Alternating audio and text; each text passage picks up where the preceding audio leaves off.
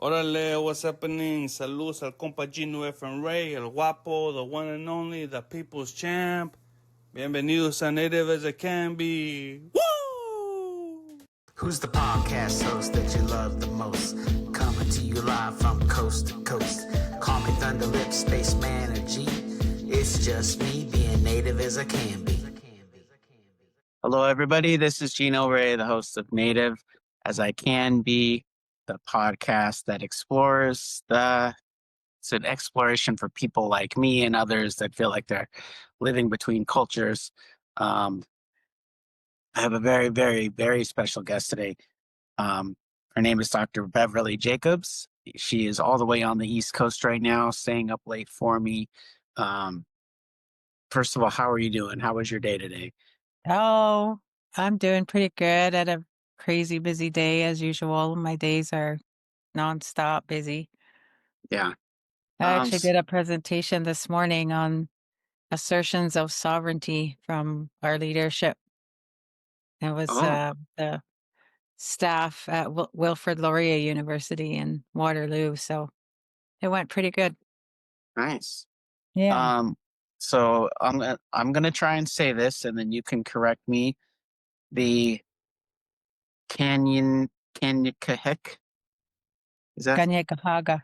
Kanyakahaga? Oh, and then in parentheses Mohawk. Yeah. Six Nations. The K's are pronounced G's. Oh, okay. Kanyakahaga. Okay. Kanyakahaga. The Six Nations of the Grand River Territory, the Bear Clan. I deal with a lot of mixed race people and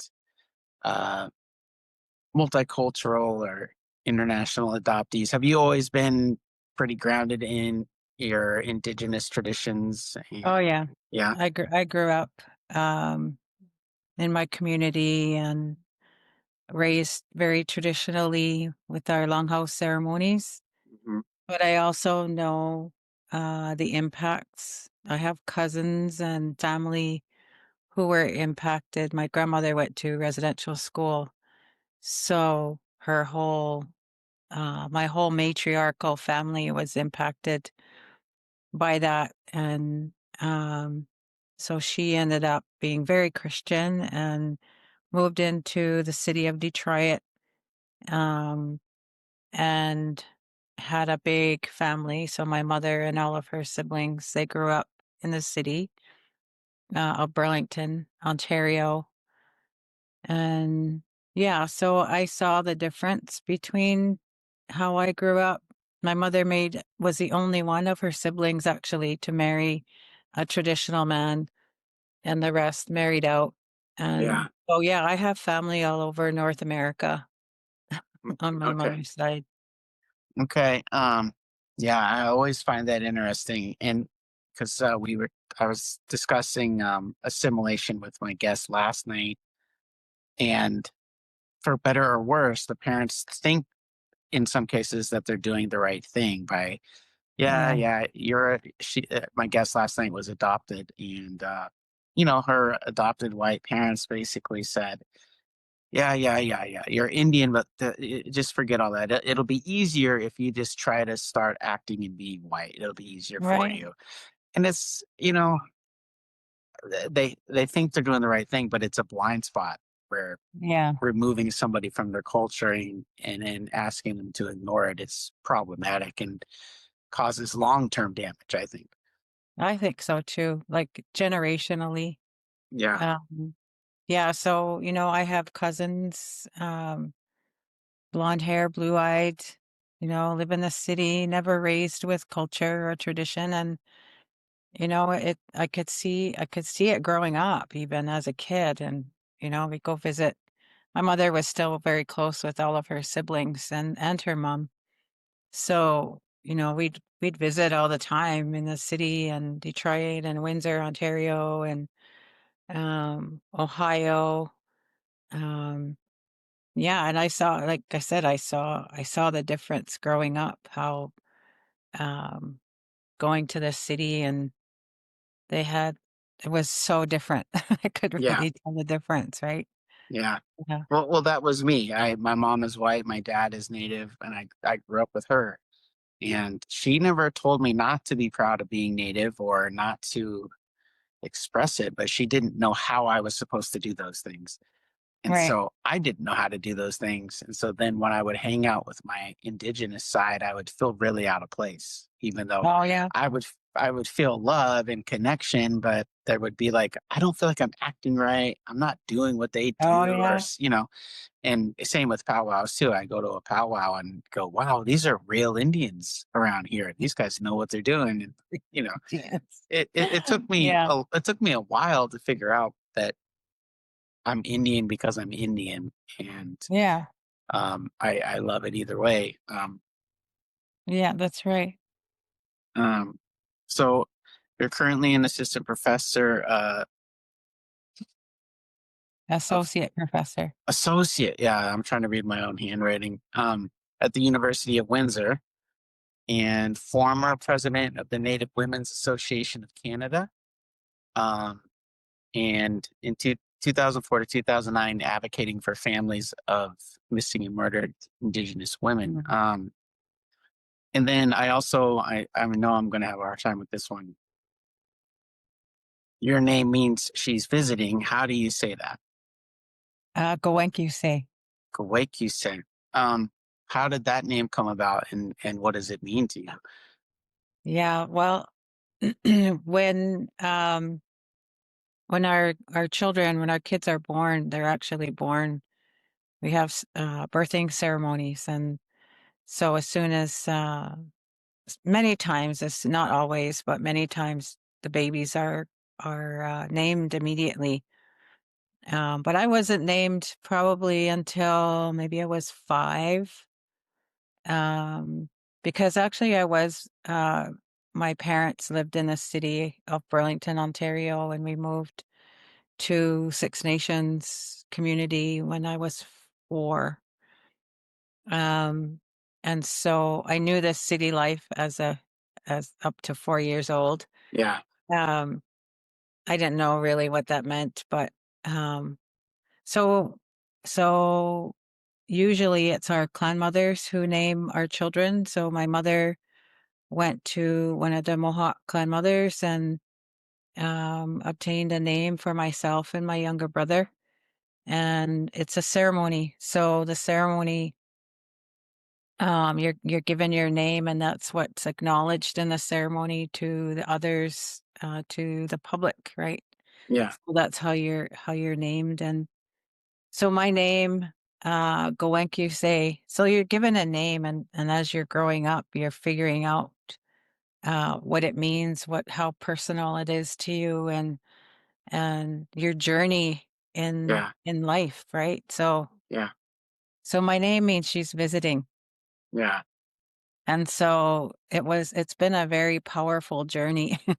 yeah, um, Visiting, internationally, visiting Indigenous people and non-Indigenous people around the world. yeah, Um, and so visiting physically, people visit, having the opportunities to be able to travel and visit all over the world. But my name also means that I have spiritual visitors. So really? yeah, uh, and many times they help to guide the work. They help to guide me, Yes, um, like everything that I do, and even help me with the words that I need to say. So it's been that journey to hear them, yeah, to listen and pay attention. There's been things in my path that it's like, pay attention, like yeah, listen to what we're trying to help you and tell you and to guide you in your journey. So there's been a couple of moments where I wasn't paying attention and I got hurt. yeah, So um so I started to really pay attention, and that was in like 2000.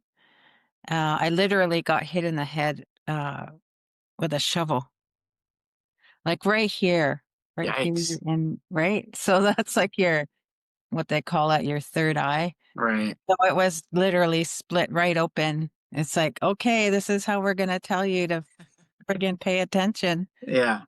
And uh yeah, so since 2000, it was a major shift in really paying attention and listening and my whole I mean, I was already, graduated law school and finished my master's in law. And so I was sorting through, uh, I guess the next steps in my life. Um, and so that journey to wake up spiritually, right? I was dealing also with a lot of my own traumas growing up. Mhm. So being, that cycle of violence in my life, and being um, sexually molested as a child. So from the age of 4, probably till I was 10 or 11. So dealing with all of that and the healing of that, that was also I was really working hard on that. Yeah. And so that happened to me in 2000. It was like I went into a major depression. Mhm. Uh, After and the yeah, yeah. after the hit in the head, because I had questioned that spiritual aspect and Yeah. wondered why they didn't help me. It was like, how could you let that happen to me? I've been working really hard Yeah.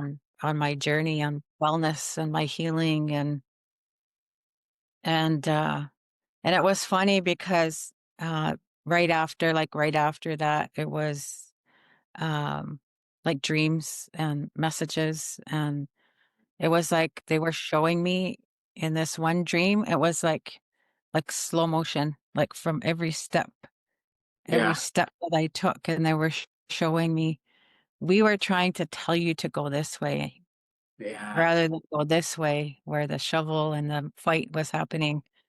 Yeah. And you were so stubborn that you didn't pay attention because we were showing you. And they literally, in this slow motion of my steps, I could see my car right Yeah. this way. And so then it was like, oh, okay. Yeah. All right. I understand now. So Yeah. ever since then, so paying attention to those spiritual visitors Mhm. and um and their messages. Yeah. My conversation last night was with a medium, this native medium, and one of the points that we had in the conversation was, um, I've had contact with ancestors, and my dad died a couple of years ago, and me and him were really close. And I had a son who died when he was 7. Oh And wow. I still connect with him a lot, but it's always more of like a physical sensation. But it's something I can tap into almost anytime I want, and it'll be like, I'm struggling, I miss you, I'm feeling some kind of way, and I'll feel hands on my shoulders. Or one day I was laying in bed and I could feel my son resting his head on my Uh-huh. chest. And but what um what me and her name is Melissa, what we discussed is that ability to receive messages or guidance, or even just a visit from a past relative. It should Mhm. not be like this supernatural way out concept. It should be something that if you're grounded enough and paying attention enough, you should be able to do anytime Yeah. you want. Um, Hmm. and I don't know if that's the native in us that Yeah, feels. it's a connection, Yeah. that direct connection to our ancestors, and that's what makes, I think, us different as indigenous people is ceremony. So Mhm. feeding our ancestors, right? So that's something that we've always done. Um, and knowing when they need to be fed, also they tell you, you Yeah. know, we need that ceremony, and things happen where um, they literally, you drop your food on the floor, or um sometimes there's those the push. So maybe somebody gets sick, or somebody has a real, even a dream about them. So yeah, so then that's the time that they're telling us that they need to be fed, and also to give thanks, right? Because they're Oh helping yeah. us. They're helping us on the other side. Like, they're not very far away. So helping us on the other side, and so feed them to give thanks to them for helping us in this crazy life. Yeah. This Yeah. crazy physical lifetime. Yeah. I do every night of gratitude, and I call it my conversation with the one, because praying to God sounds really heavy to me, and it's not how I was brought up. I wasn't brought up as a Christian, so it just seems Mhm. really like kind of nothing against people that pray to God. I love y'all anyway, but to me it just doesn't sit well. So I call it this conversation with the one. And Oh yeah. every night it starts with a gratitude, even if it's the hardest day I've ever had. I'm like, well, I still have a house. I still have clean water. I still have food. I have access to things a lot of people don't. And then I go, you know what? Okay, I'm right. I'm all right. I'm all right. And Yeah. thank you for having my back all day, and whatever. But it's important Yeah. to the point it's hard to fall asleep without it. Um, that's so cool. I'm so glad that you brought that up. That's really cool, because Yeah. I hadn't wrote any notes about anything like that. Um, Yeah. yeah, Well, that wouldn't come out in any of the paperwork or anything that's yeah, online, right? right. And I so, don't usually talk about it either. So for some reason it came out. yeah, But it's so part of my name, right? I was describing my name, and so those spiritual visitors have that acceptance and that thanksgiving for them all the time. And that journey, even with the MMIW, those women, they came to me mhm, um, many times, and it was hard, difficult, um, because some of them were just so angry, and right, and just sad, like, just so, because there were just different impacts of colonization, and whether it was residential school or the child welfare system or the criminal legal system that they get caught in, and all of those colonial systems. yeah, And so that, yeah, their messages of, also of Thanksgiving, think many times there was like um celebrations, because we were getting the attention of the public, yeah, which is what was needed. And um so there were also many times we had those messages. I had those messages. I say we because there were many yeah, um that were um that were talking, and I had to listen. mhm, And yeah, so it was and it happened over a long period of time. So I started the journey with them in 2002, actually, when I did work as a consultant with Amnesty International in Canada. mhm, And we did the report, the Stolen Sisters report. yeah, And I traveled across the country and, talked to families in their communities mostly. Um, and story after story, and violence after violence, and death after death, and missing Indigenous women. And there were families in trauma, because every day they were looking for them or waiting to hear from them. yeah, Yeah, so it was a constant uh relationship with them on that spiritual side, that spiritual aspect of it, and the emotional, also, because it was rough. yeah. Yeah. Well, I was gonna ask later, but I think it's a good time to ask now. So, um, you had the bump on the head, and then that's when it was after this is when you got. I'm sorry, bump on the head makes it sound really minor. It It was. was it was wicked. It was a wicked. It was like I had to get plastic surgery. Oh, okay. All right. Yeah, that Yeah. was And I remember being in, an emergency in the bed, and people would come, the doctors and the nurses would come and take a look, and even their faces were like, whoa. Yeah. So, and I didn't want to look at it. And, Yeah. and it was, so it was pretty wide open. Oh gosh. Okay. Well, I was going Yeah. to ask how, if you felt like working with, and I want to get into that report you wrote as well, working with MMIW, when did it sort of start to feel like did it start to feel like that was what you are here to do? And this is what you're going to spend decades and decades. Was it soon after this accident happened? It And, was, and I never thought about that before, but it was only like 2 years after that. Um, so and in those 2 years, there was a lot of, again, more healing, Mhm, on my journey, and it took me all over, different, like even spiritual spaces, mhm, um, like the mountains in Alberta, the Rocky Mountains, and it was like the stones were talking to me this time, and they wanted me to look at. I had this whole, again, it was a dream, and ended up from the dream knowing where I needed to go.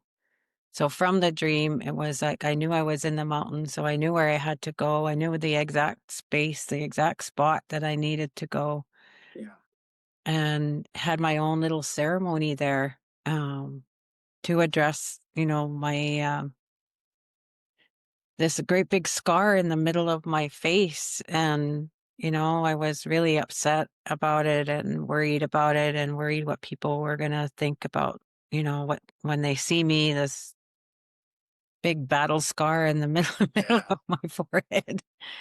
And, and so when I sat in ceremony, so they told me, to bring my medicines and my blanket, and just sit on the ground and pay attention to everything around me. And this was in Morley, Alberta. I had been there before, so I knew where I needed to go. And so yeah, it was like as I was sitting there and looking at the mountains and the rocks it was along this river, there, and it was like the rocks were saying, you you look at us. mhm, You can see all the lines. You can see the lines on us, and look how beautiful that is, yeah, right? Like, just that beauty in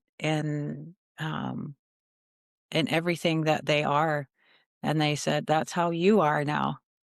So beauty and the flaws. yeah, just accept that Mhm, that's what happened, and that, you had no control over that. And that was part of the healing also about the sexual violence, is that I had no control over that, and that wasn't my mhm, fault. yeah, And so that was a major part of that healing and acceptance of, um not being vain, like, not, mhm, not, worrying about, what I look like, yeah, and that it's deeper than that. That spirit is inside. It has nothing to do with the physical. yeah, And so that was a huge teaching. mhm, And, um, and in my dream before I went there were these eagles that were circling above. And as I was sitting there and paying attention, I'm bawling, like I was crying real hard. yeah, And, and then these eagles, just like in the dream, these eagles came and they circled around me, and they went to the water, and they dropped a feather in the river in front of me. yeah, And it was like things like that. Like, that's just one example of many that has happened to me over time, and the acknowledgement and the thanks from the natural world. yeah, And that's powerful to receive that right from right from the eagle itself. So I walked down to the river and it just came floating right along the shore. Yeah. And yeah, so that was again, another big lesson, a big understanding about the violence and healing and moving forward and acceptance.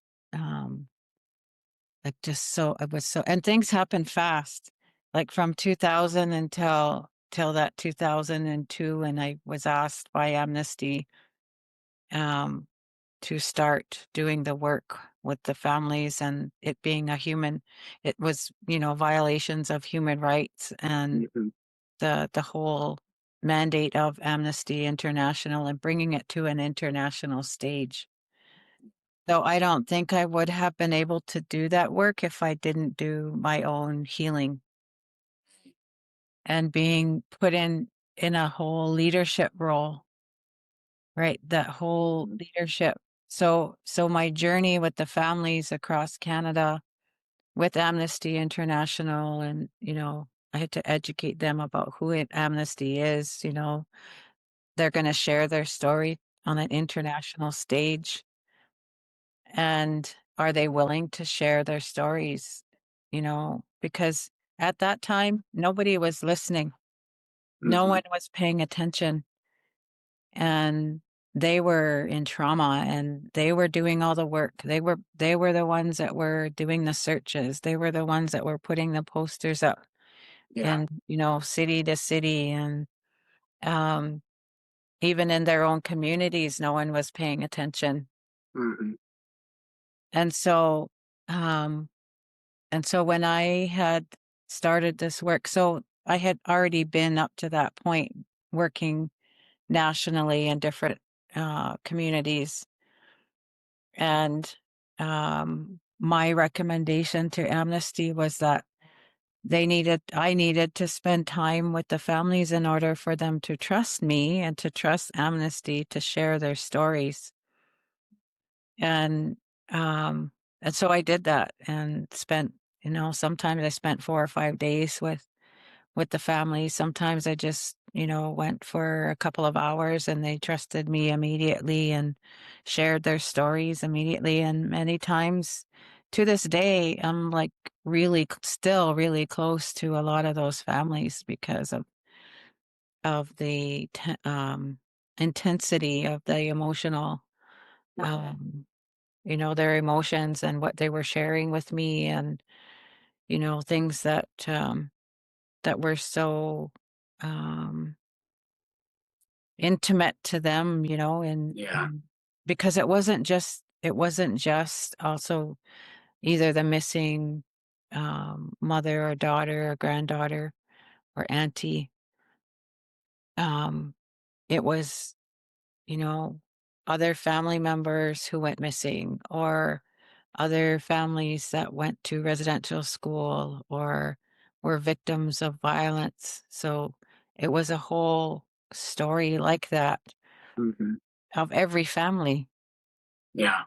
And yeah, so that was a really amazing, powerful journey. And in the beginning, when no one was listening, no one, if it was in the media, um, if it was in the media, it was a really racist Yeah. article or nothing written, um, and or how they had described this a young woman being murdered, like it was her fault, like an Indian woman being found murdered. Oh, Right. she was on the street, so obviously that was her fault. Right. Um, so those were the stories and the reactions, and police as well. It was like they didn't care. They didn't Yeah. give a rat's ass Yeah. Well, about these women and about their journey and about the investigations of them being missing. So it was always the families that did the work so initially. you So it was so frustrating in the beginning.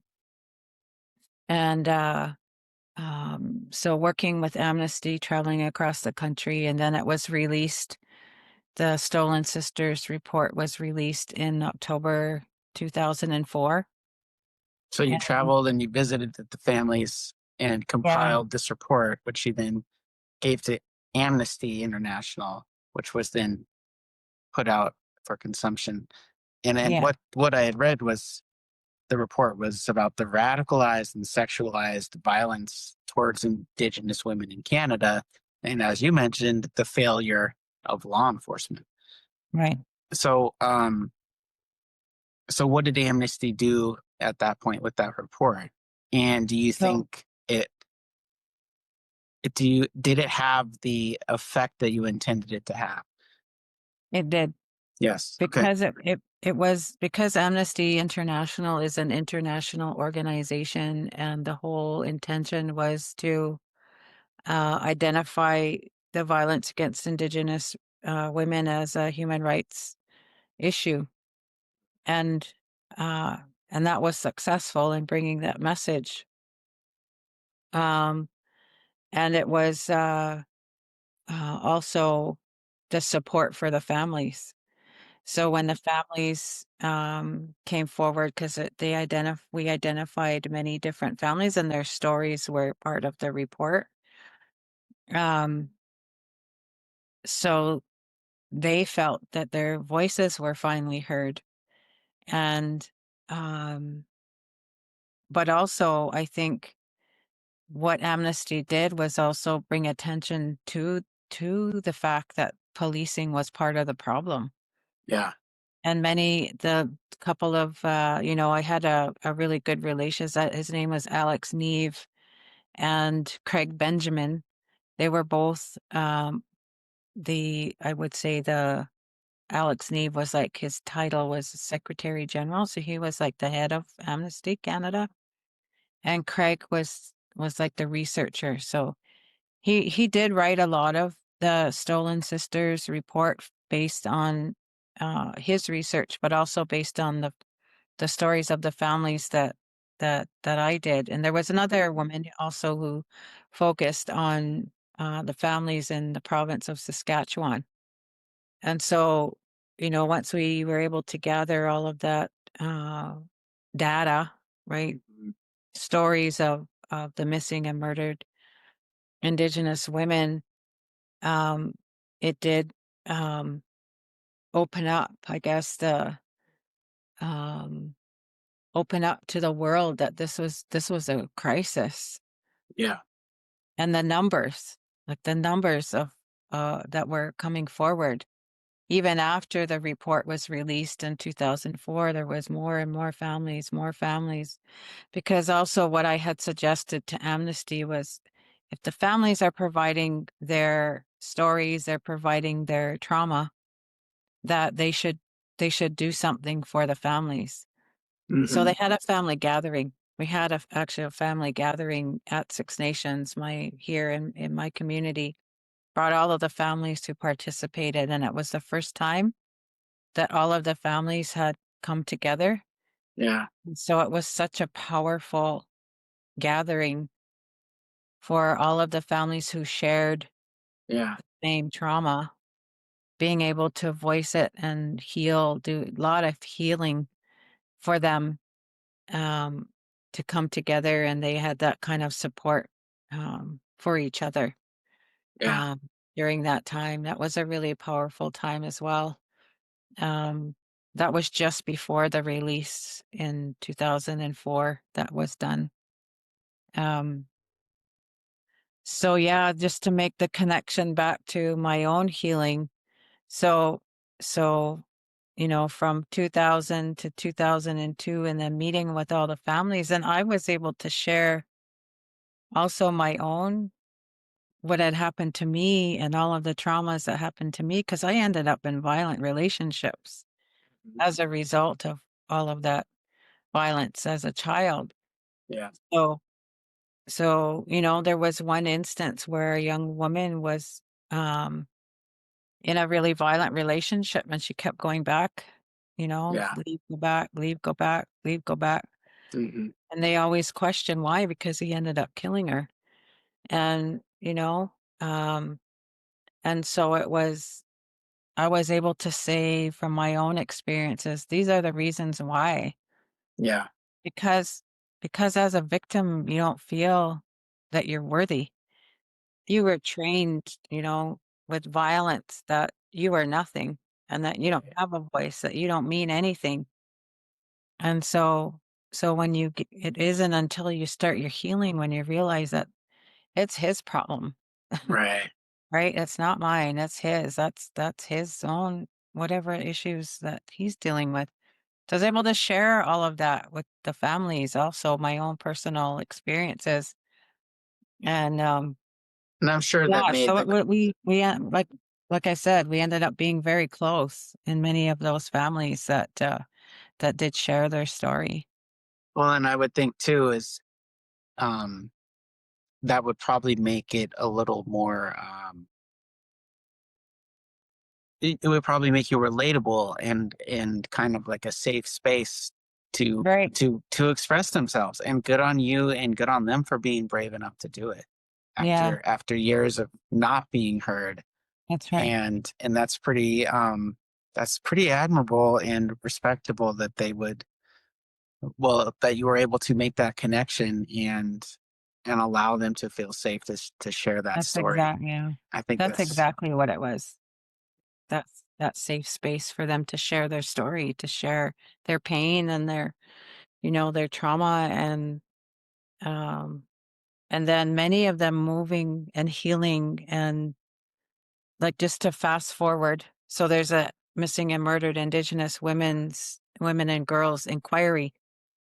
So I advocated for years. Actually wanted a royal commission on the violence against Indigenous women, and that MMIW would be one part of it. But it became an inquiry on MMIWG and Two Spirited, and um,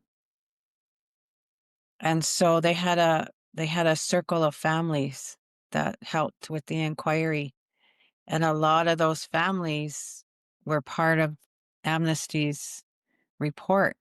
Mhm. And just seeing the shift of their healing and then be advocates for other families. Like it was such a Right.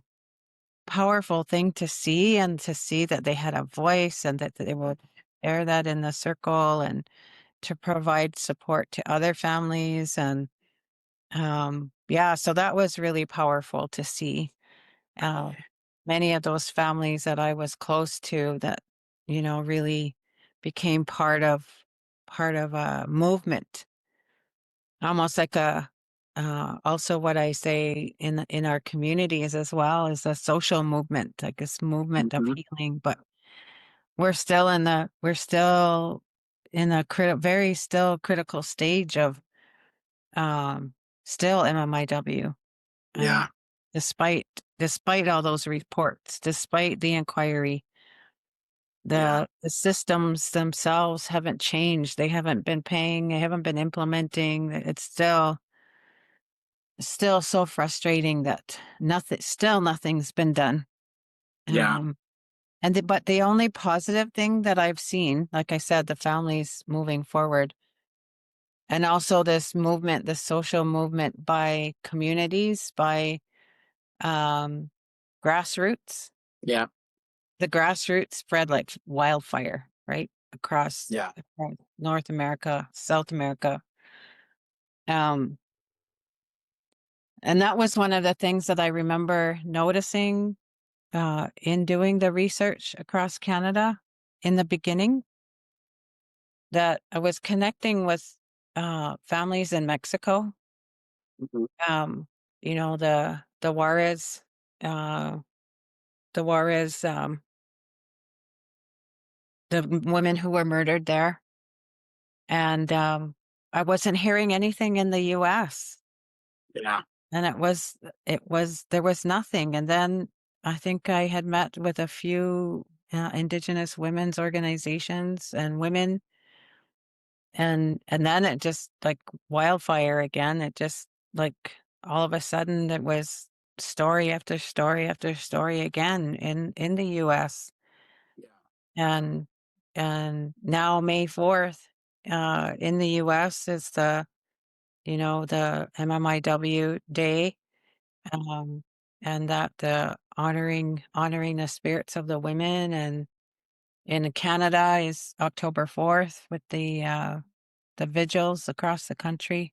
Sisters in Spirit. The Sisters in the Spirit, yeah. Mm. So that's where I see the connections and that movement, that social movement by the grassroots, like really supporting the families and figuring out ways how to bring attention to the issue. Well, I know, though this will be kind of a weird question, but I'm curious if you think you would still be doing this type of work in the community had you not had that moment after the accident with the shovel, when you had that moment out there on the riverbank with the eagles and the like. I'm curious if this still would have found you. Yeah, that's a really good question. I mean, it's I'm kind not of hard sure. to That's a answer. good question. I have never been asked that one before. Uh, Probably not. I would say probably not, because if I didn't deal with my own healing and like things, like listening spiritually, because things opened up for me, Hmm. like just those spaces and like different places I would end up, and I would end up in like leadership, uh talking to leadership, or meeting with people with really positions of power and good power, Hmm. like things that are moving. And yeah, I don't know if I would have been in those spaces had that not happened.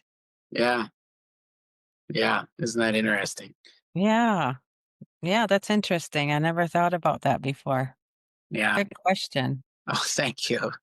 Um, I think of my own life when my 7-year-old passed away.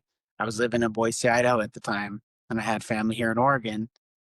And I was not a big fan of Boise, Idaho to begin with. It's very conservative, and I'm not that way at all. And so once he passed, there was really nothing to keep me there. Mm, But I was in horrible, horrible depression, and yeah. like bottle of whiskey a night type of thing, and Mm, just, mhm. you know, and I mean, I thought I had died basically. Yeah. And I met my current partner, Laura, and I was still in bad shape. But uh, Mm, now I have a 7-year-old son, and he's like my whole world. He's my best wow. friend, and I don't drink anymore, and I take care of myself, and I live in this with this family. And I have to go, I probably wouldn't have been doing this if he had not passed away. I would not be here and in having this different life, and this, it's so strange. Um, Yeah. but yeah, that's so yeah, I just because one of the questions I had wrote down was, did you find yourself working in this, or did it find you? And I think maybe both are true. Yeah, I think so. Yeah, because when also I remember during those early years and doing the research, I went to Vancouver and the downtown east side, and that was like a message from the women who were victims of Picton, the serial killer. Hmm.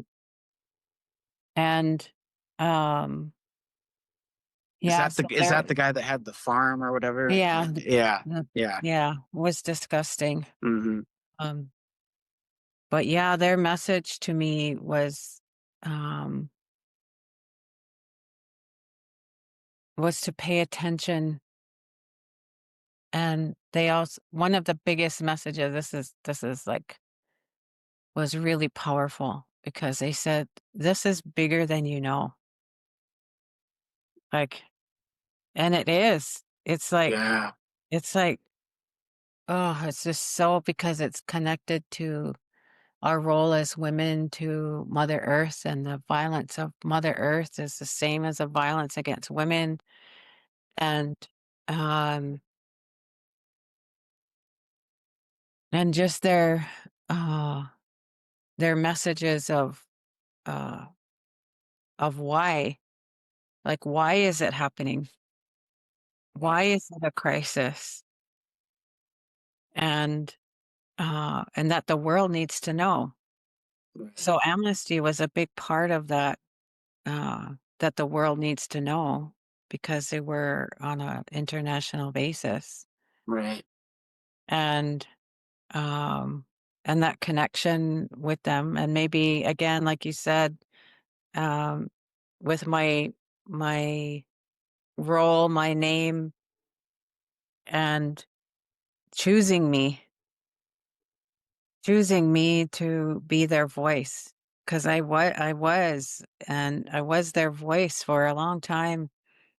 And the families had even said that to me. We need you. We need your voice. Your voice is powerful, and we Hmm. need you um to be that leader with in this. Yeah. It's like, all right, Right. that's not what I was planning to do. Or actually, I don't even know what my plan was, but Yeah. um, so in a few years later, um, there was another young woman who was murdered uh by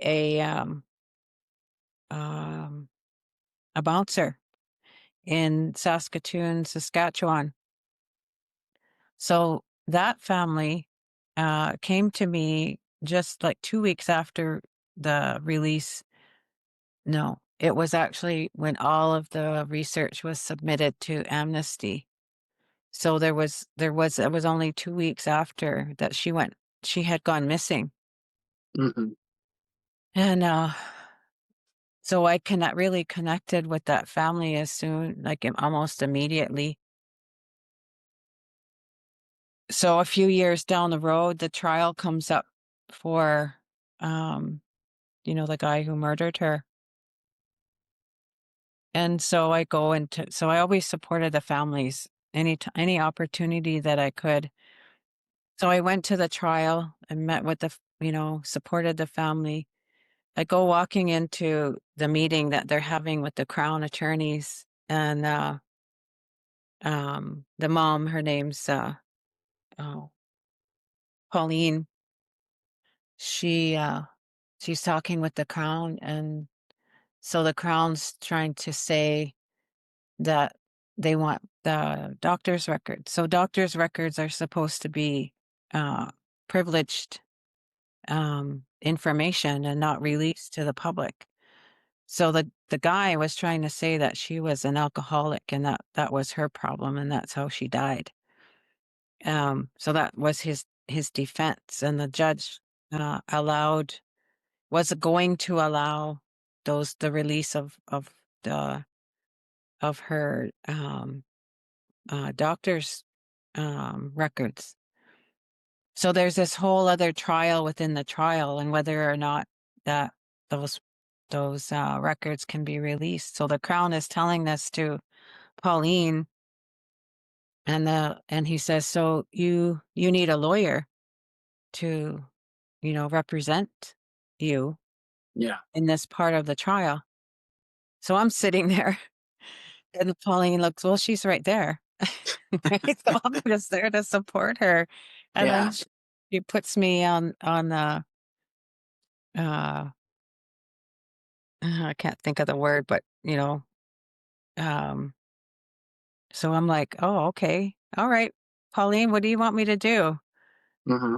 Right, so I'm just there again to support, and it's a Supreme Court, and you have to have your gowns, and you have to wear your Yeah. lawyer garb in the courtroom. And so it was a community in the legal community, indigenous legal community, who ended up gathering all of the stuff that I needed. And I only had overnight to prepare, right, but I already knew the law. I already knew the law because I had already studied it, and I already knew that victims don't have a voice Right.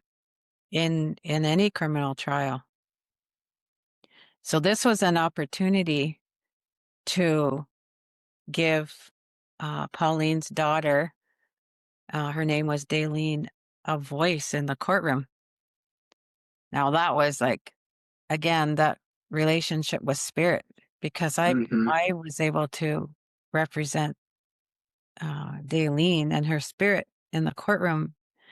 And it was like things were coming out of my mouth that I didn't even, like I hadn't planned the words that came out, and it was about her and the support of her and the reasons why those doctors' reports shouldn't have become public. So it was like, wow, that again, it was like coming out of that space in the courtroom. And, my training as a lawyer, my training and the research I was already doing on victims of violence, and the work I had to do for myself Yeah. of violence. Like, just again, those steps of and then that relationship with Daleen and her spirit, and it was amazing. And All these things converge at one moment yeah, for you to yeah, help the victim. yeah, Wow. that was just amazing. And so what was the result? So the result was the judge made a decision that there was only, I think, a few reports, the doctor's reports, that they did allow, but they couldn't present it publicly, so that the lawyer could review them, but would not, like, it could not be public to the rest of the, so that was the intention. Yeah. He was convicted. Okay, good. Yeah, he was convicted. Um, yeah, I can't remember what his sentence was, but I know that he was convicted. And yeah, and I'm still close with the family. Like, I'm still close with Yeah. Colleen and her husband, Herb, and yeah, it was a powerful, again, another powerful relationship that we established because of that. hmm Yeah. And in 2008, you had your own cousin go missing, Oh yeah. correct? And then Yeah. what was her name? Her name was Tashina. Toshina. Tashina, and she was pregnant. She was only Oh 20. Yeah. gosh. And she was murdered by another Mohawk man here in our community. So that was devastating. I had been helping the families all the way along, for 4 years. And then it happened in my own family, and my cousin, so my cousin, Tashina's mom, um, I can't remember, but I was doing all my work with all the other families, and I was hardly home. hmm And so I got word that Tashina was missing, and I was like, what's going on? Like, I came back home and started asking questions, and how long was she missing? What are you doing? Like, I had already 4 years of training, basically, hmm of um what should be done when a person goes missing, when a woman goes missing. hmm So I was asking those questions, and did she report her missing? Were police involved? Like, are they doing the searches? Like, so we ended up, as soon as I found out, I think within a couple of weeks, we had a press conference here, which is like the first step of, if someone's gone missing. She was gone missing already for 2 months, and she was pregnant, Right. right? And then she was living with her mother, and she had a cell phone. She wasn't communicating, and her mom was like asking even the boyfriend that killed her, where is she? And he lied and said he didn't know. but he killed her and he buried her in his backyard. Yes. And he was like a star lacrosse player. Like lacrosse here for us is like, the creator's game. It's like Right. you're as soon as you're born, you have a lacrosse stick in your hand. Yeah. And yeah, so later on finding out, that he lied, and um yeah, so she was then found murdered. It was about a month after that press conference, so like in April. And yeah, it was devastating. Like I hardly remember because it was so traumatizing. And Yeah. I went back to work probably a couple weeks after she was buried. So we have a whole 10-day process of death ceremony. So probably about 2 weeks after I went back to work. And I remember having a meeting with the Minister of Public Safety. And I was always screaming and yelling at the parliamentarians and, ministers of justice, the prime minister. Like, I blamed them all because everything that had happened to these women and their families directly related to the genocidal policies of Canada. And so I was always on them. Like I was banging my head against a felt like I was banging my head against a brick wall every friggin' day because they didn't know. Yeah. They don't know anything about our people. They don't know anything about our history. They were never taught, and yet they're in these positions of power and And no seemingly don't idea. care to. And they don't care. They didn't Yeah. give a crap. Mm-hmm. And so I just remember there was a couple weeks after, and I had a meeting, and I was like I don't even remember what I said. Like but I can visually see this Minister of Public Safety, this white guy sitting in front of me, and his face getting redder and redder and redder, and his eyes bulging out of his head. Whatever I was saying to him, I know that I was so angry, so pissed off, and um, and I know I was blaming him. Mm-hmm. And I walked out of there and thinking, I don't even think I can do this anymore because I'm like so angry. Yeah. And yeah, so my term as president of the Native Women's Association of Canada, it was an elected position, so I chose not to be reelected in 2009. And so Mm-hmm. I ended it. I couldn't do it anymore. It was so harsh to do this work, and then it happened in my own family, and just that trauma, and watching my cousin and her mom um just be totally devastated, not only losing her but losing her baby, like losing grandchild. And because we're a matriarchal society, so she was like the last, like the next generation. So she had a son, but it's the women that carry on the nation, carry on the clan, right? So that was cut off. It was cut off from their clan and their nation. And Yeah. yeah, anyway, it was so horrific. And Just and hear that. that was going to be my question, but you kind of answered it because you had been having these really personal connections with the families that you worked with, and but then to have it happen right at home, I was going to ask, like, what did that do to your career moving forward? How, it didn't. I guess my question was going to be, did it strengthen your resolve, or were you like, I'm not having an impact at all? Um, it was a time of mm,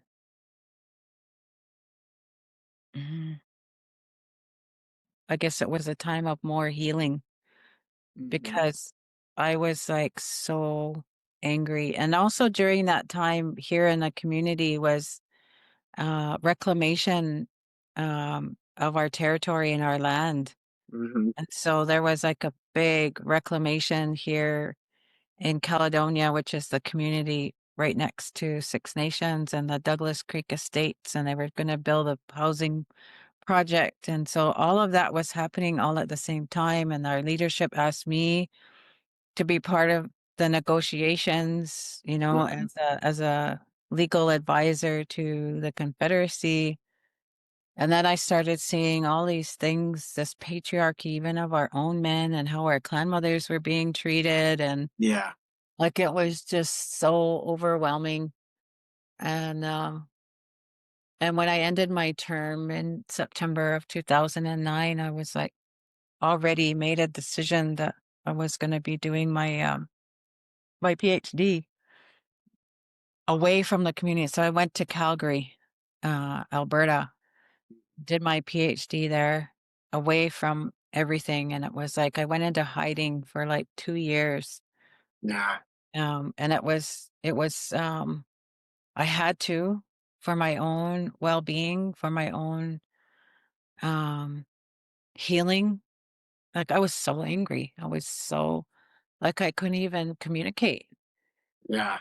I couldn't even um there was no way I could be a leader anymore.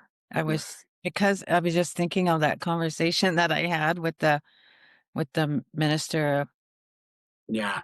public safety. Like I don't even remember what I said, but I just know that it was like if I had a gun, I probably would have shot him. Like Yeah. that's how angry I was and just that trauma. Um so yeah, I found a counselor. Um I found a counselor at the university. So I was doing my PhD, initial coursework. So I just had housing right on campus. So I went to counseling, I went to class, and I came home. Nobody knew I was there because I was already a national leader, right? And I was like, Yeah. already known across the country. It's like, well, nobody knew me there. So Mhm. which was a good thing because I Yeah. was able to just focus on my own and doing a PhD that was everybody thinks is stressful. It's like, oh no, you haven't dealt with any stress compared to compared to Yeah. what I've been dealing with. Mhm. And luckily I found a counselor there that just helped me to deal with all of that trauma and loss and anger and hatred. Like I just, oh my God, I just like so much hate because Yeah. I'm not a hateful person. And I felt Yeah. this heat and I was like, I don't want that. I don't want it. Don't like, so yeah, so she helped me. It was a really good, like things being put in Right. my path to help me to deal with you know, all of that crap. And Yeah. yeah, so I ended up, finishing my coursework and then going to British Columbia for 4 years. And uh, again, just an opportunity to work also with an organization called Ending Mhm. Violence Association of BC, and traveling across to all of the First Nations communities to develop their own community safety plans to address violence. Mhm. Right, and it was like a 4-year project, and, traveling in that province was also very healing, like, just the land and the territory, and Yeah. being able to go into those territories and work with the leadership also, and, uh, and also then I became, uh, representing, an organization called, the BC Indian Chiefs, um in the inquiry that they were having, missing women's inquiry in British Columbia. and representing the organization. But it fell apart, actually, Yeah. that inquiry. And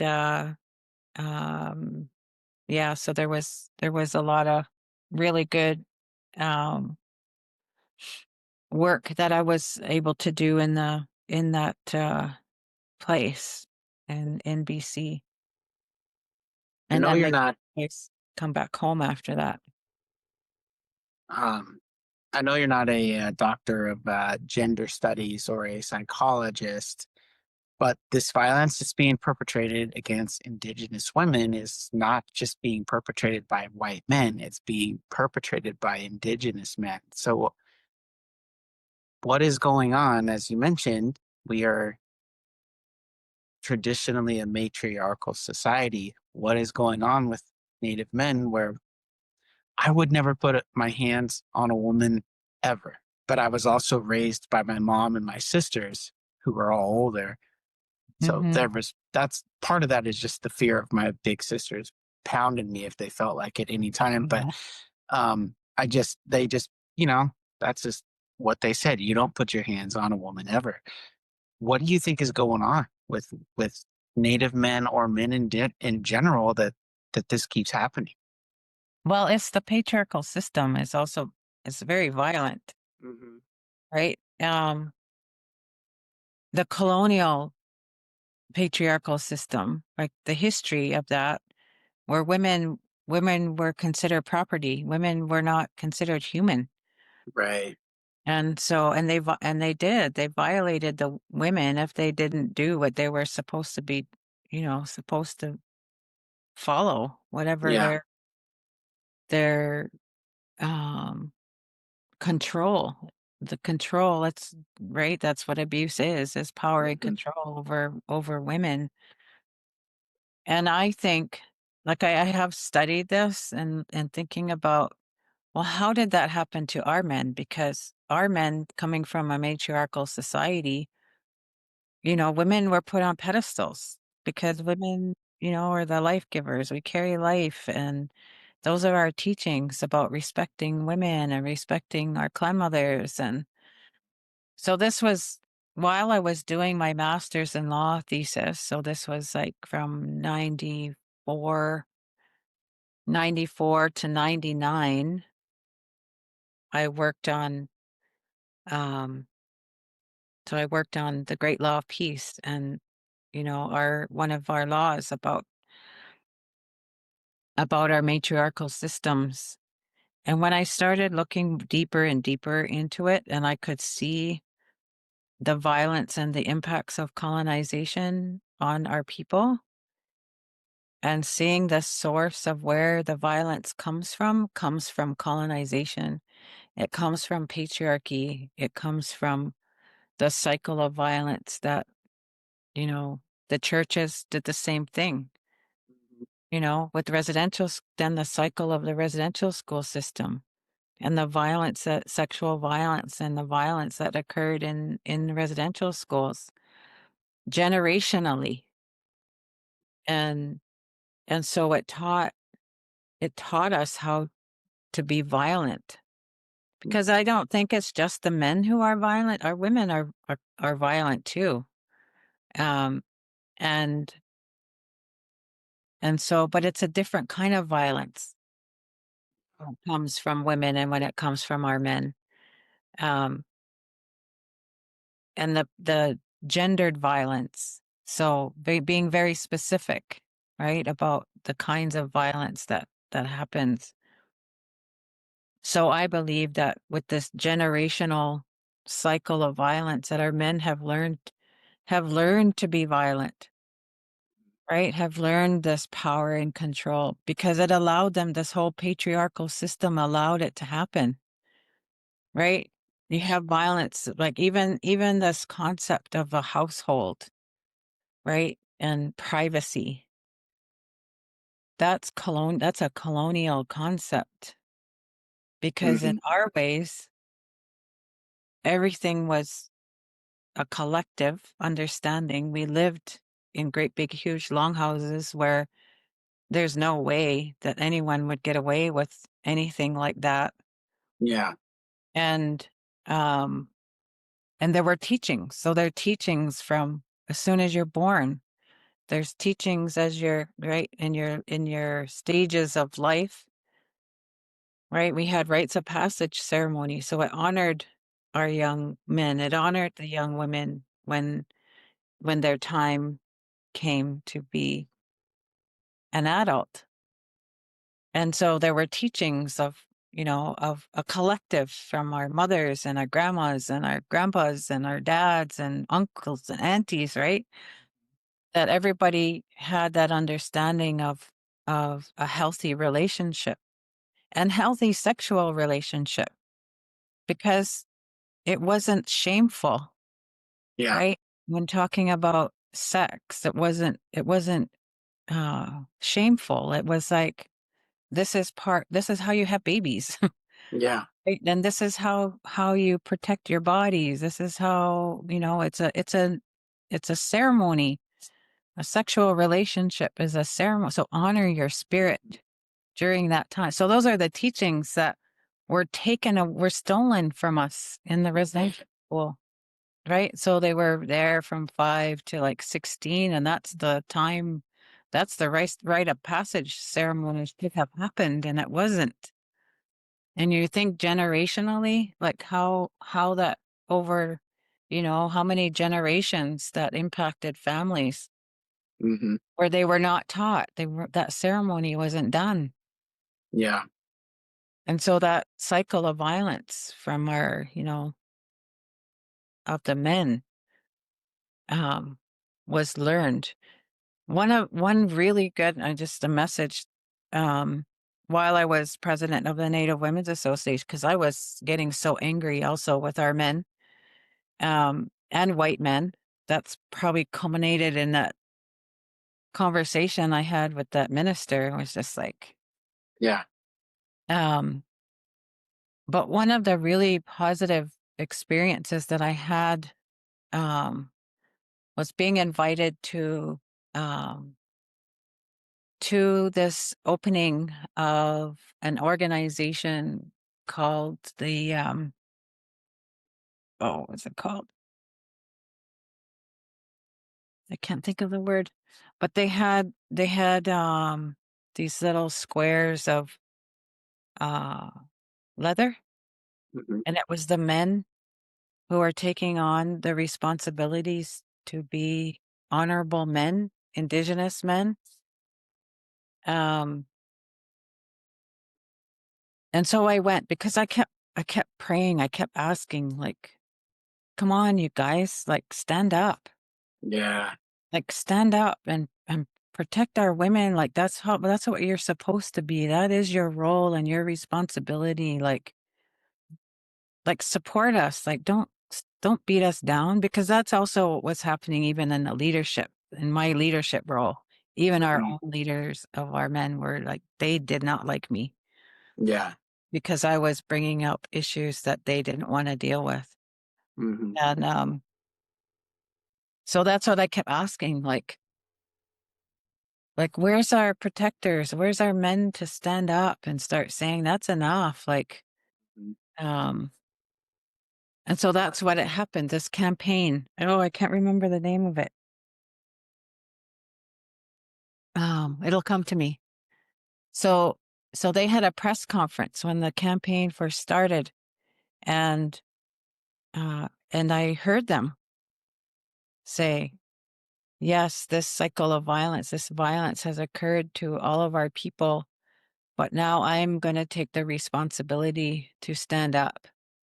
Like, I cried when I heard Hmm. that, because that's what I was asking for.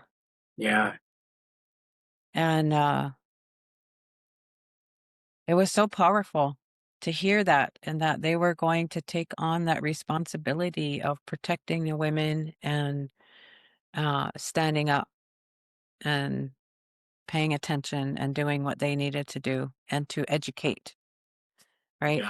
Yeah. The rest of the, even just the male uh, population, indigenous men, um, taking on that responsibility. So, oh, Moose Hide, that's what it was called. the Moose Hide campaign. Moose Hide. Okay. Yeah.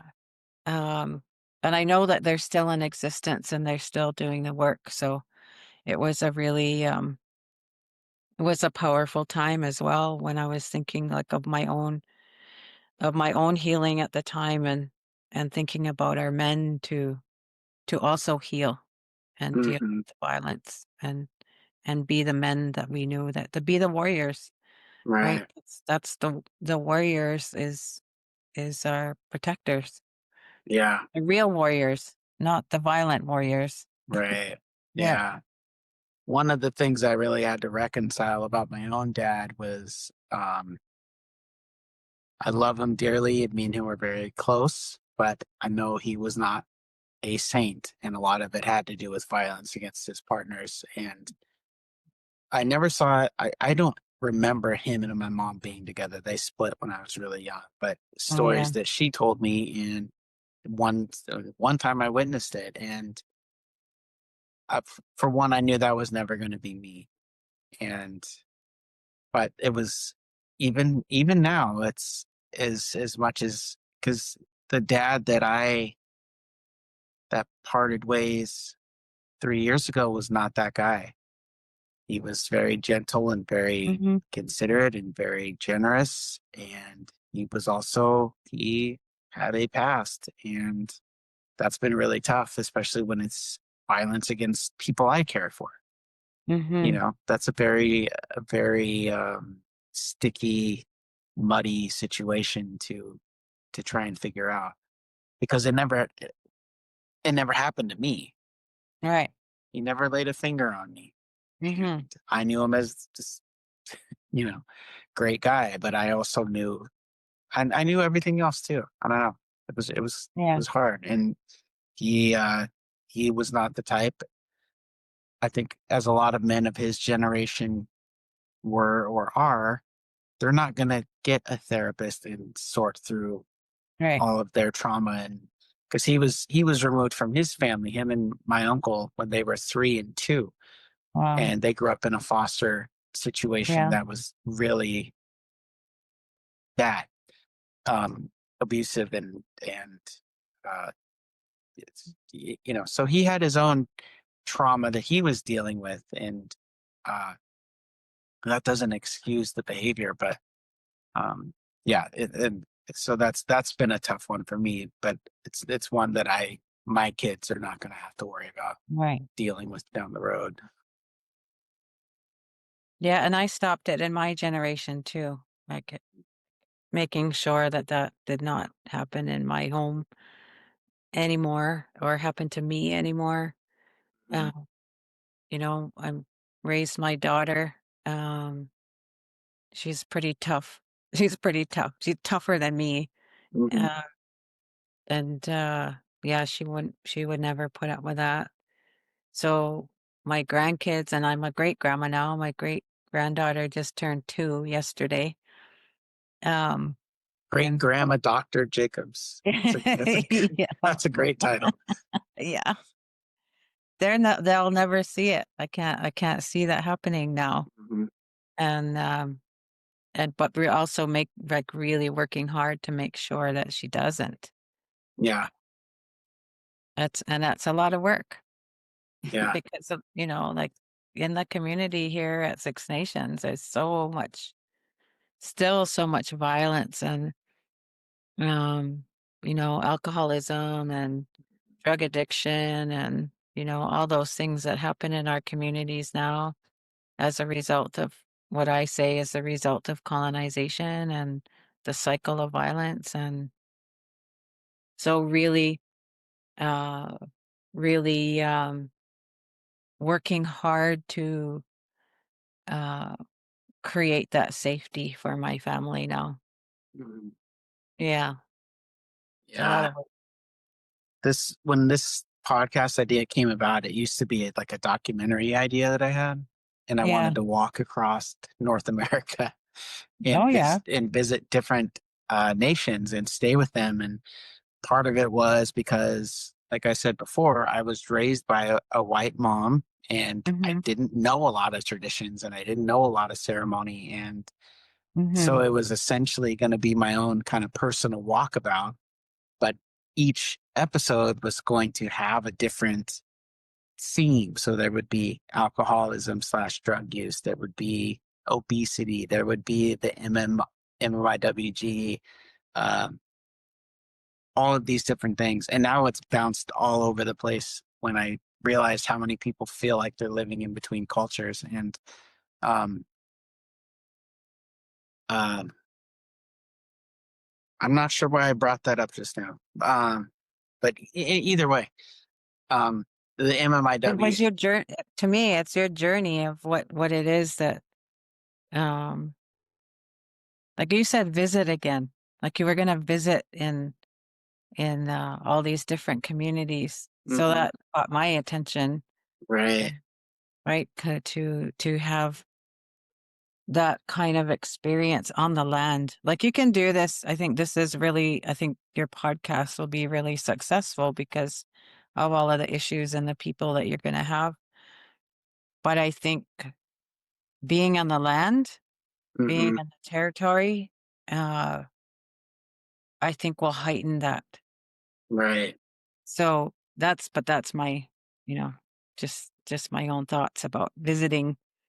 Like, like I don't think I would not have had the kinds of experiences I've had if I didn't go into those specific territories and the lands Right. that I visited Yeah, and the spirits from those territories. that's true. Yeah.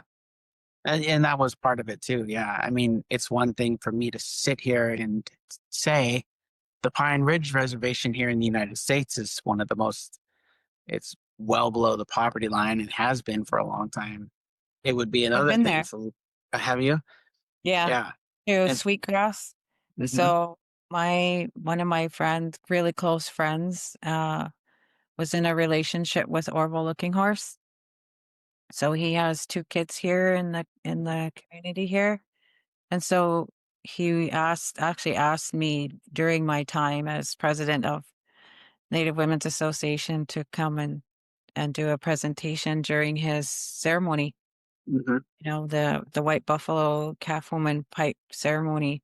Yeah. So I did. I went out to the ceremony and it was really powerful because I carried a couple of wampum belts with me that were gifted to me. And one of them was the women's nomination belt. And that's Hmm. part of our, the great law of peace and the journey of the peacemaker. And so I brought that belt and the two-row wampum belt, which is, the belt that was created with the early colonizers. Hmm. Um, yeah, so I brought those uh, to his community and laid them right on the bundle. Yeah. I That was such a powerful ceremony. Um, and like just it's like it lit up the wampum. There weren't real wampum. It was a Hmm. replica that I carried, but those beads lit up Yeah. like spiritually and and they were plastic or maybe glass, maybe a couple of glass beads. Um, but I carry them with me and go through security at airports, Yeah. and they would tear it apart because they thought it was metal, or Hmm. they didn't know what it was. Yeah. They were like shining. Hmm. They were like lighting up. Yeah. They still do. That was Hmm. quite a few years ago when I was there, and I share that when I present on the women's nomination belt, and I let people hold it because there's the power of the strength of the women, and especially the women, and bringing back their power is Yeah. was a major part of that message. Yeah. Um, okay, I don't want to take up a ton more of your time. I know it's getting late over there and you got a big couple months coming ahead. Yeah. So we did kind of touch on this a little bit, but when you're doing this really heavy emotional work, how do you stay grounded emotionally and Yeah. spiritually? I'm always asked that question. Yeah. It's an easy one because I've always been grounded in how I was raised and the ceremonies, even our ceremony about death, ceremonies about grief. We have, I've been taught those, um, and they help me. So we have, like, as a people, we've had so much loss, so much trauma, um, and myself, even personally, my own traumas. Um, but it's those ceremonies that help me, that have helped me to survive and help me to move forward. And that's also because of my relationship with spirit, with my relationship with our ancestors, Yeah. because I always ask them to help me, right? Mhm. Help me to stay strong, help me to um, maintain my ability to carry your voice. Because a lot of times it's their voice, not sometimes mine. Like, I'm just the mouthpiece for them. And um and always giving thanks and always honoring them, um because it has been, you know, so devastating for our people, um on a, on that scale of genocide, Yeah. and the losses. And um but again, that's what carries me forward, is uh knowing that we have Yes. survived genocide. And I always say we need to celebrate. Like, we need to celebrate that, to celebrate life, to celebrate our relationships, to celebrate, like, moving on the positive and having a good mind and Mhm. maintaining our ways and having healthy relationships and healing from all of that crap, Yeah. and educating.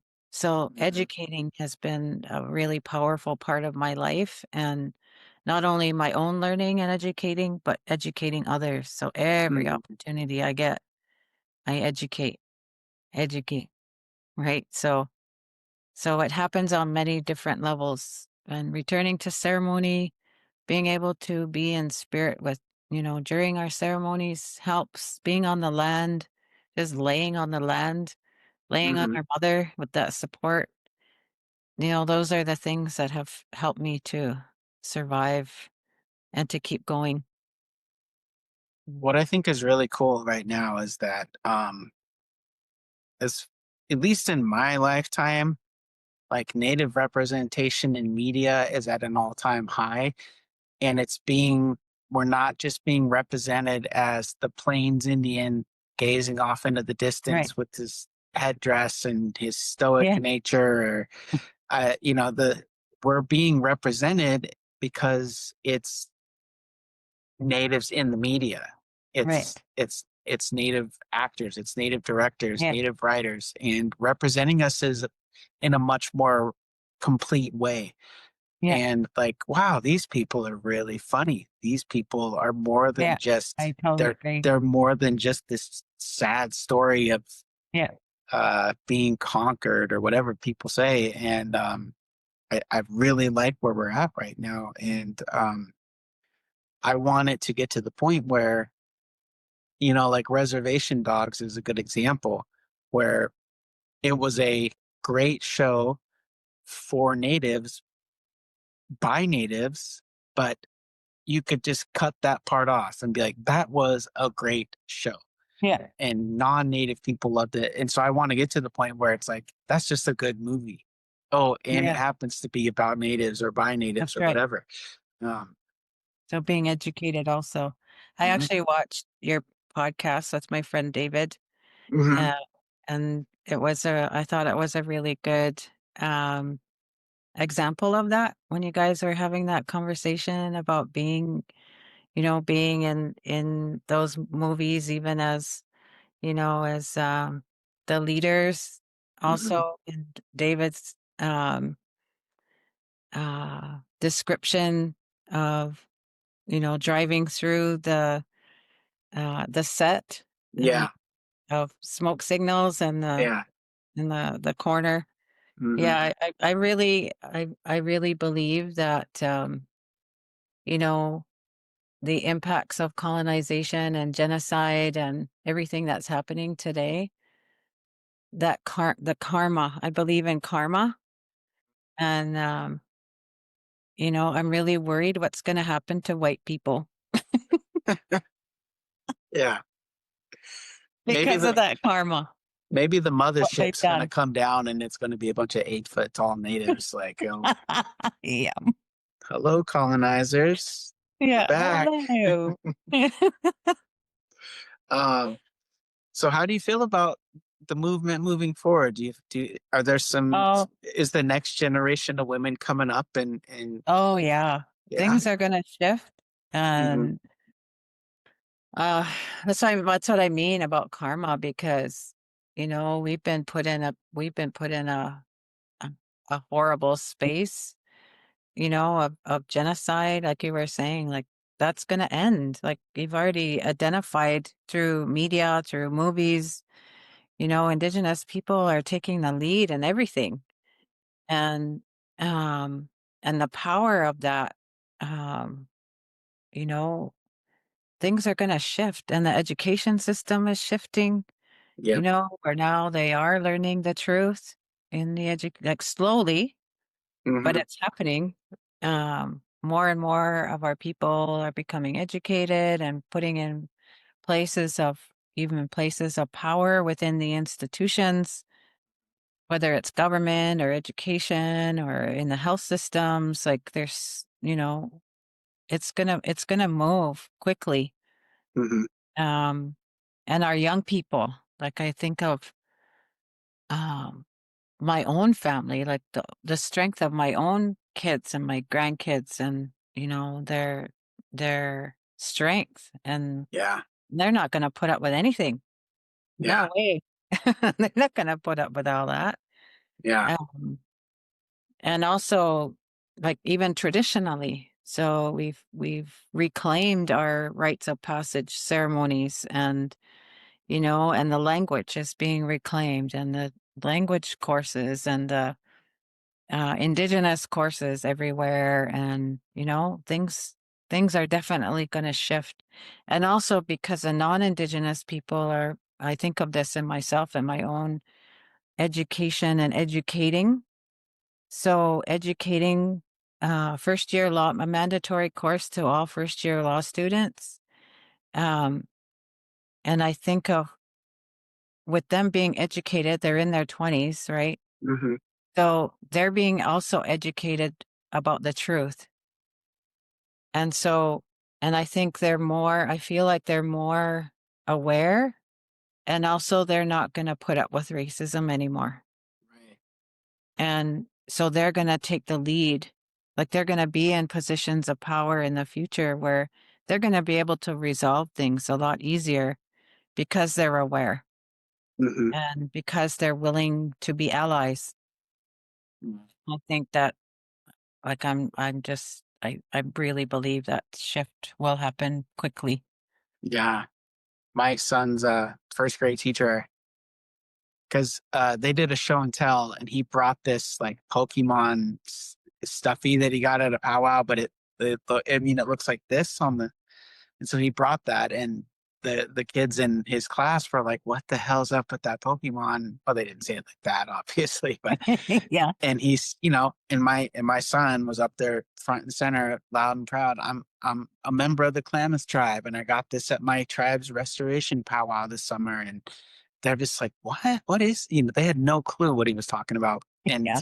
but he was up there so proud, just like, That's I'm awesome. native and this is my tribe, and me and my dad go to this powwow. And so the his teacher, we just had his conference yesterday, asked uh, if I ever wanted to come share anything at the Oh, yeah. at the school. And I was like, well, I happen to have this children's book about the actual Thanksgiving with the the Wampanoag tribe. And I was like, can I share that? And she was like, I think you should. I think they need. And so I'm going to be doing that next month. Cool. Yeah, so I'm really excited about that. And I'm going to try not to embarrass him, but I mean, it's going to be hard not to. Like, uh, you know, I'm going to be, Yeah. and I almost overwhelm him now.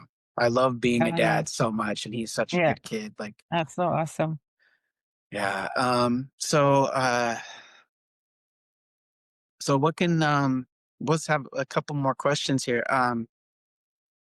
What can Indian and non-Indian people do beyond thoughts and prayers? And nothing was wrong with thoughts and prayers. I'm big on thoughts and prayers, but what's something tangible we can do to help further the MMIWG movement along? Just to be educated, like to learn, read, like read the MMIW inquiry report Mm-hmm. here in Canada, because it applies in the US. Like they're, you know, we existed as Indigenous people way before a border Mm-hmm. was forced in our territories. Yeah. To learn that history. Like all of there's so many inquiry reports with all of the research, with all of the history. Like those are basic understandings. Like read Amnesty's report. Yeah. Which is called Stolen Sisters, by the way. Stolen Sisters, yeah. Which is such a great name because it really goes, whoa, whoa, that's attention grabbing. That Yeah. it's not sanitized. It's very Right. much like this is, but That's yeah. yeah. And I always say, based on territory.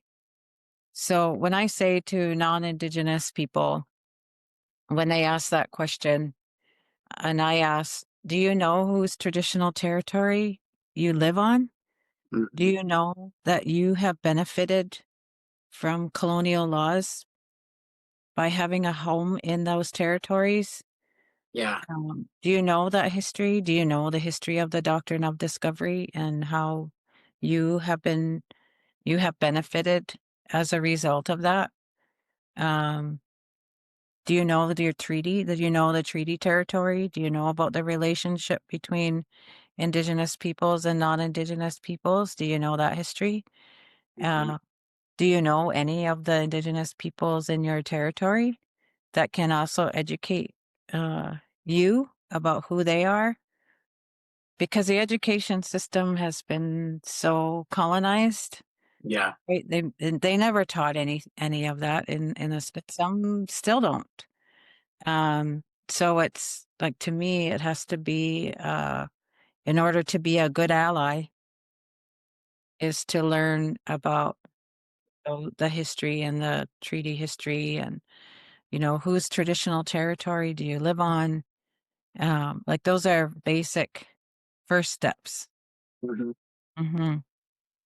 Yeah, I would say that would make you a good Indigenous person too. I know a Yeah. lot about my tribe, and I don't know a whole lot about anybody else's. And my tribe is about 5 hours south of here, so Oh yeah. yeah, I don't know whose land I'm on currently, but uh, so that's good. Yeah, and also I think it's fair to say that's research that our allies should do on their own. And Right. I don't think it should be our job to educate them True. necessarily. I mean, True. I don't But know. I think You go sometimes it's also some of the history is also not right. very true. So Very true. it depends on what they're learning.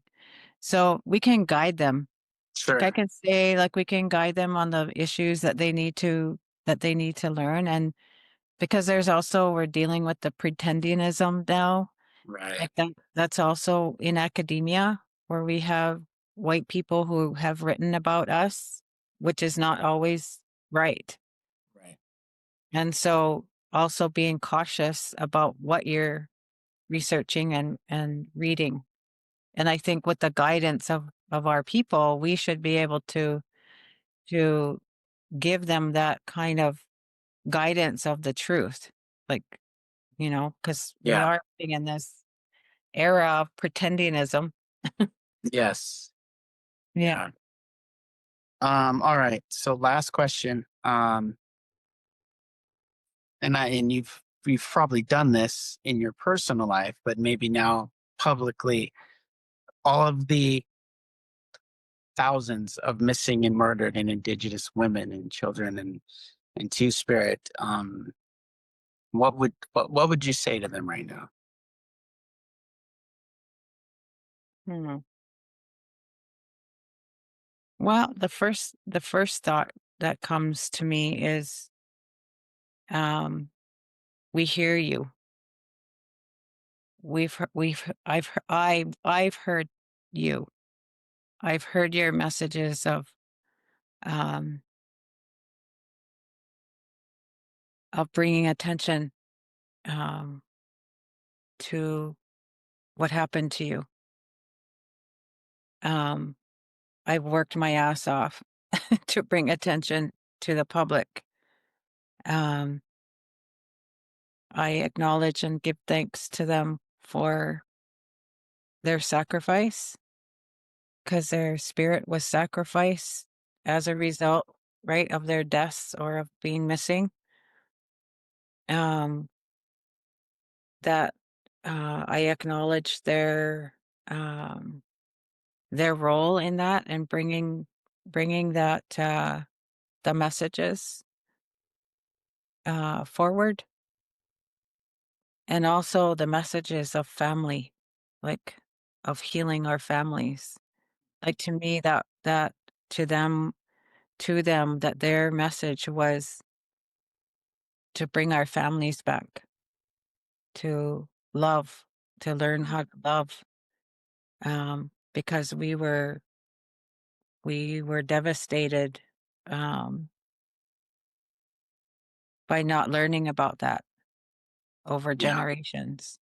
Yeah. So it's like they're reminding us about that love and family, and returning to our traditions, returning to the identification and strength of our nations. Yeah. And so I want to thank them for that. Totally.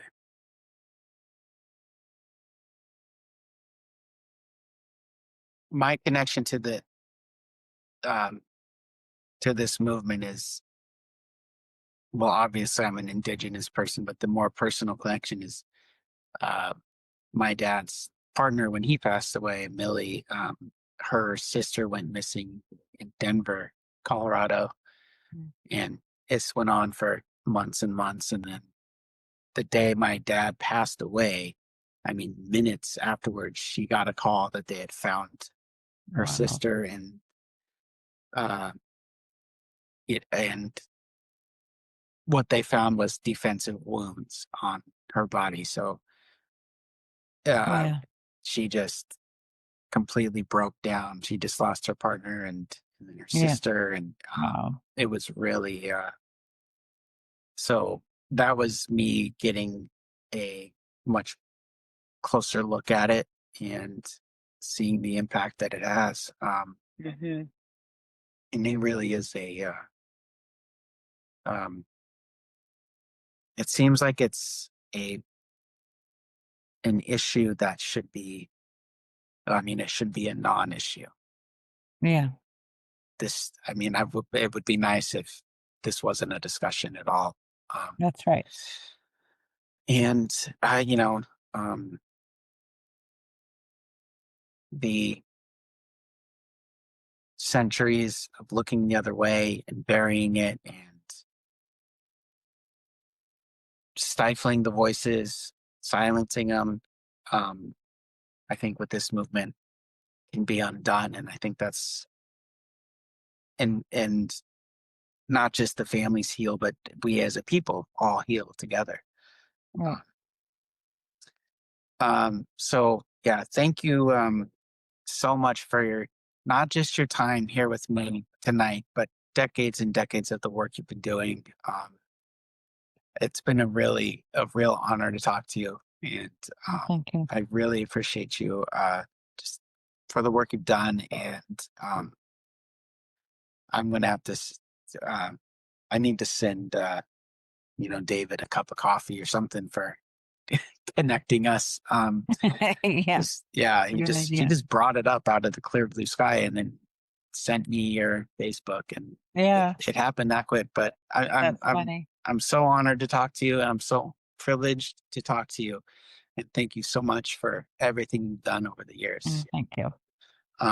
Enjoy your trip to New Zealand and Fiji, and uh, hopefully you get I don't want you to get a sunburn, but I hope you get a chance to get some sun and some Oh yeah, relaxing in there too. that's my plan.